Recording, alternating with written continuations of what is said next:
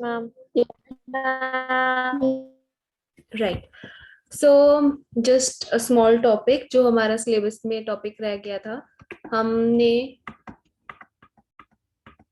Discuss किया था primary data collection, secondary data collection, primary के types, qualitative and quantitative.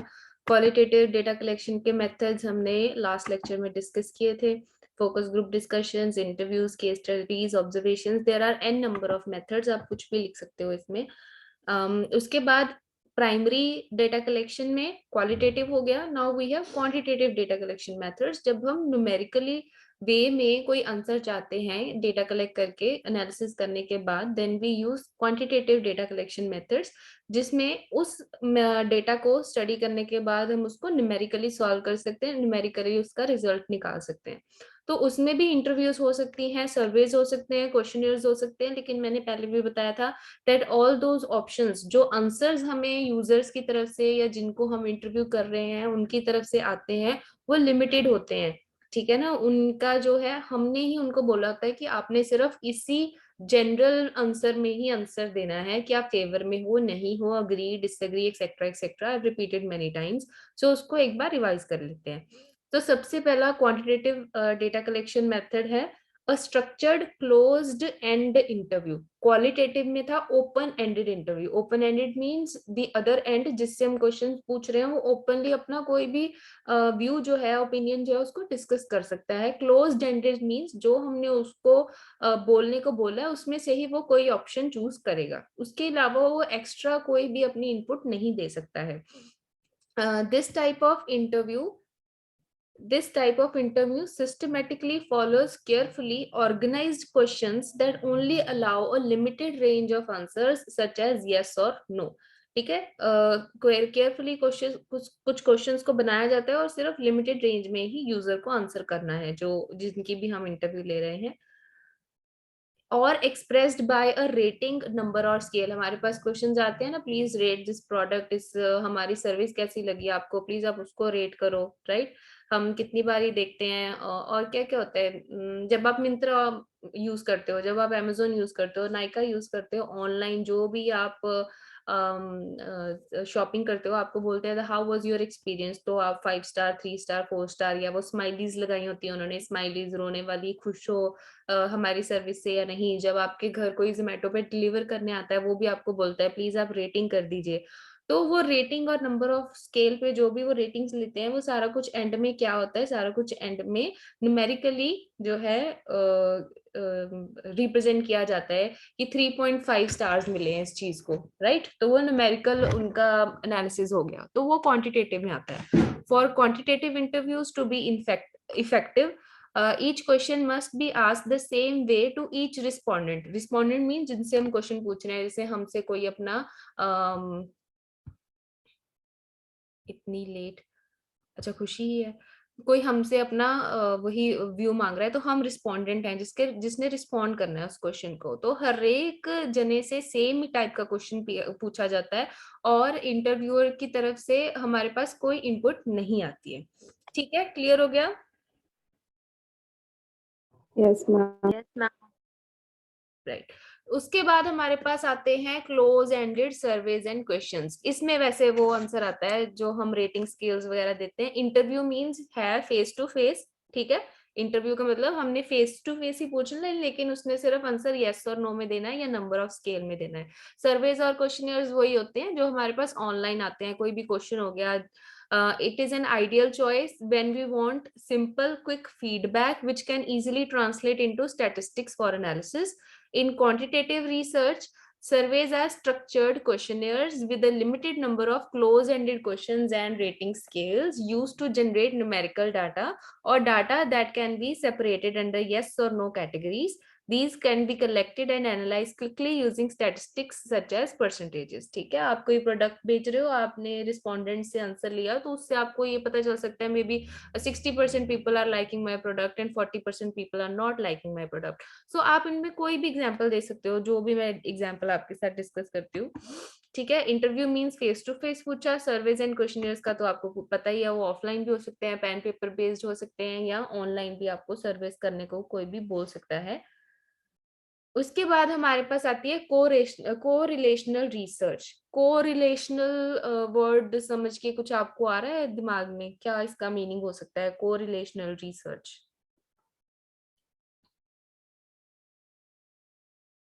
Anybody? Ma'am ज्यादा relational.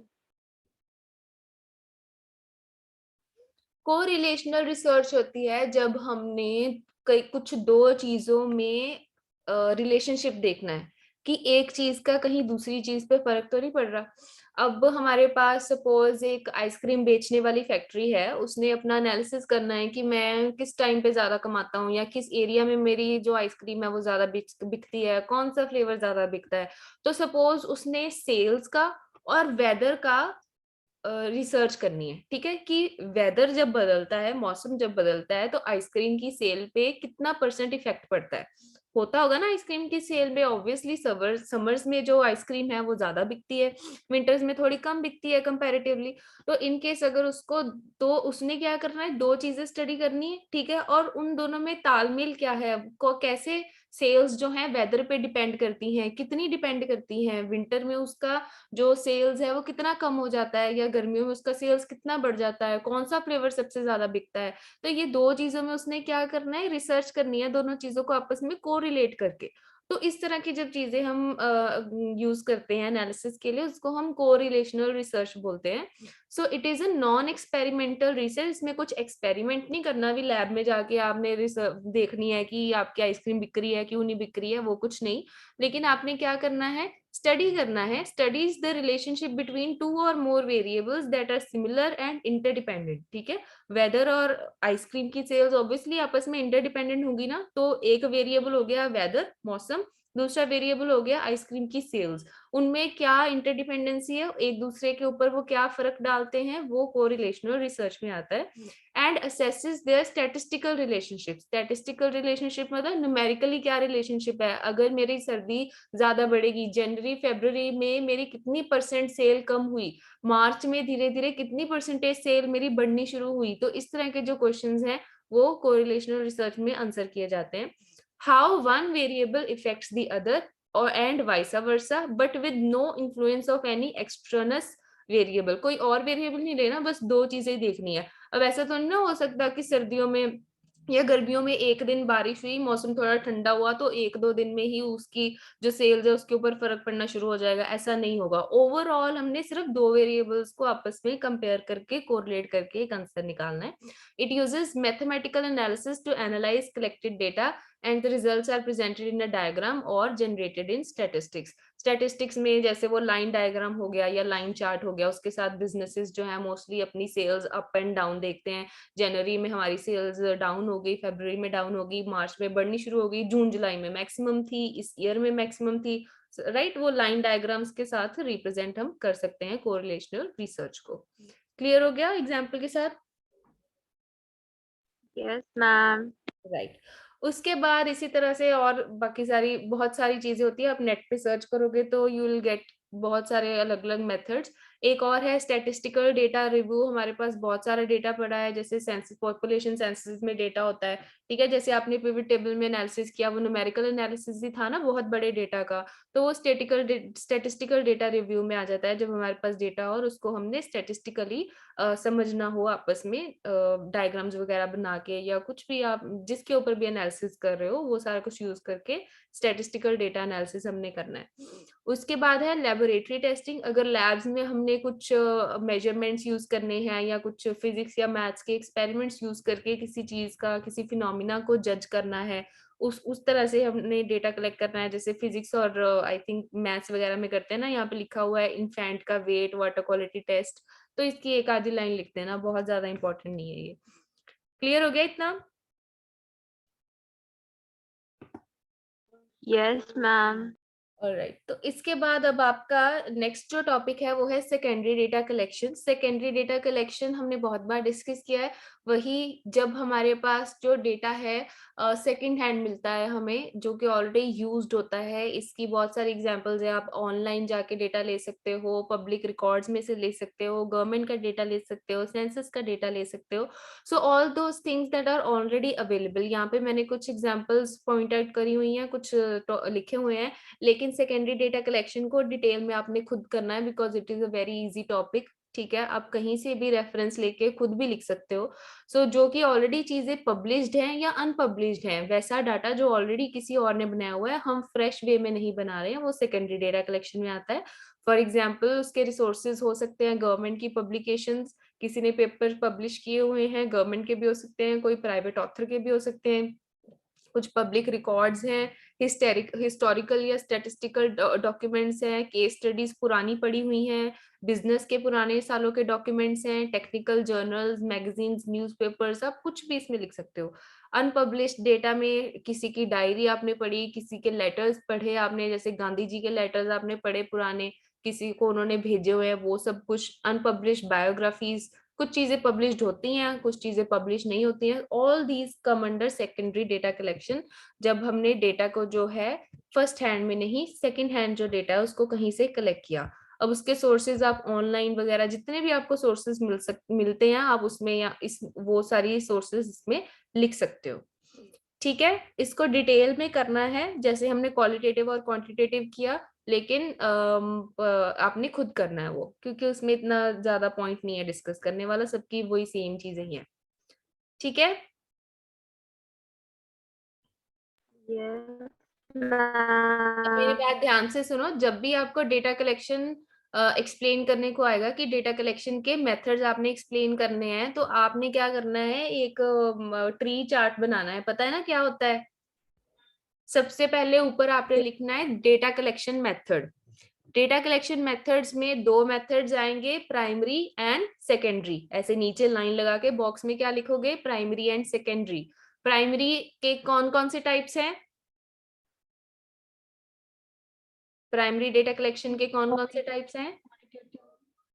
Ma'am interview, observation, आप सीधा इंटरव्यू ऑब्जर्वेशन पे पहुंच गए। Qualitative and ma'am qualitative and quantitative. Right, सबसे ऊपर आया डेटा कलेक्शन मेथड्स, उसके बाद दो types, primary and secondary. Primary के आगे दो आपने और बॉक्सेस लाइन बना के लगाने हैं, पता है ना कैसे बनाते हैं ट्री चार्ट?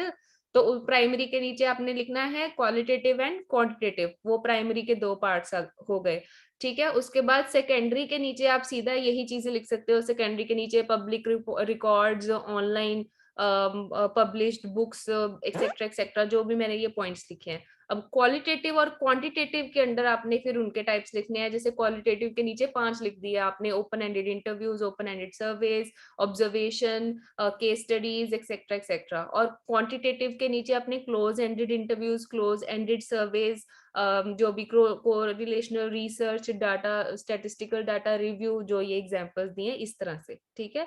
ये ध्यान रखना, आपने जब भी लिखना है उसको इस तरह से अच्छी से डायग्राम की फॉर्म में रिप्रेजेंट करके फिर एक्सप्लेन करना है। क्लियर हो गया इतना? Yes ma'am. बस इसका यही टॉपिक बचा था, अब हम नया टॉपिक स्टार्ट करेंगे कल से इसमें।